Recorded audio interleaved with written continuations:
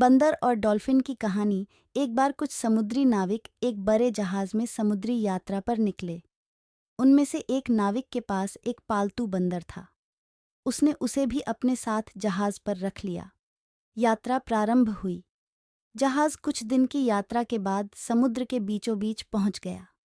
गंतव्य तक पहुंचने के लिए नाविकों को अभी भी कई दिनों की यात्रा करनी थी। इतने दिनों तक मौसम नाविकों के लिए अच्छा रहा था, लेकिन एक दिन समुद्र में भयंकर तूफान आ गया। तूफान इतना तेज था कि नाविकों का जहाज टूट गया।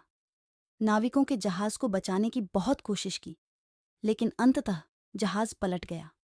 नाविक अपनी जान बचाने के लिए समुद्र में तैरने लगे।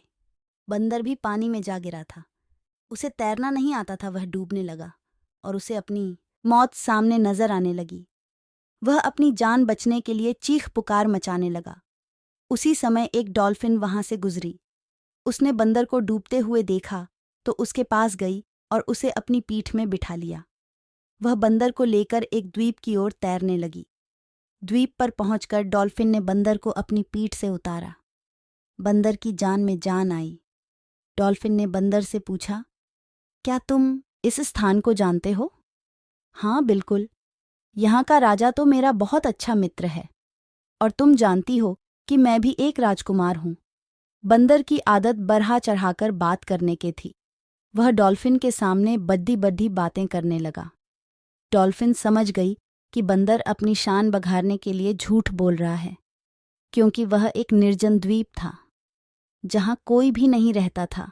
वह बंदर की बात का उत्तर देती हुई बोली, ओह, तो तुम एक राजकुमार हो? बहुत अच्छी बात है, लेकिन क्या तुम्हें पता है कि बहुत जल्द तुम इस द्वीप के राजा बनने वाले हो? राजा और मैं? कैसे? बंदर ने आश्चर्य से पूछा। वो इसलिए कि तुम द्वीप पर एकलौते प्राणी हो, इसलिए बड्डे आराम से यहाँ के राजा बन सकते हो। मैं जा रही हूँ, अब तुम अपना राजपाट संभालो। इतना कहकर डॉल्फिन तैरकर वहां से दूर जाने लगी।